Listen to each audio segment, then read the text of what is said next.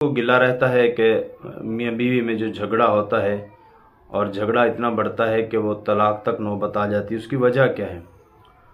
سب سے بڑی وجہ وہ یہ ہے کہ جو میاں ہے، شوہر ہے، اس کے دل میں یہ ہوتا ہے میں چونکہ شوہر ہوں اور میرا ادب، میرا احترام، میری ساری ضرورتیں پوری کرنا اس کے ہر حال میں ضروری ہے، اور جو ہے یہ میری کسی بات کا انکار نہیں کر سکتی، ہر بات میری مانے گی۔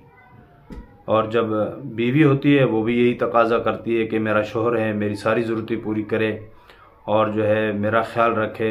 بہت سارے تقاضے اور مطالبے ہوتے ہیں جس کی وجہ سے جھگڑے ہوتے ہیں۔ اصول پہ چلنا بہت مشکل ہے کہ بچے کا انتظام وغیرہ جو ہے، اس کا پالنا، اس کی پرورش یہ شوہر کے ذمہ ہے، وہ کرے، خرچہ سارا وہ برداشت کرے۔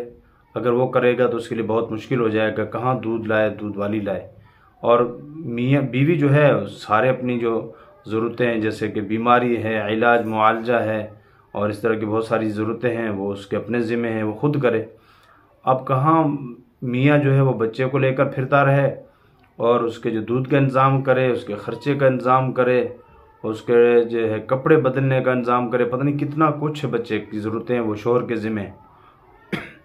اور بیماری ہے، اللہ نہ کرے ایسے مسائل ہیں جو اسپتال کے ساتھ متعلق ہیں، جو ایمرجنسی ہیں، یا بہت ساری ایسی چیزیں ہیں جو وہ خود نہیں کر پاتی، وہ اس گھر خود کرنے لگے گی تو اس کے لیے زندگی دو بھر ہو جائے گی۔ اس لیے کہتے ہیں کہ اصول پہ چلیں گے تو زندگی دو بھر ہو جائے گی۔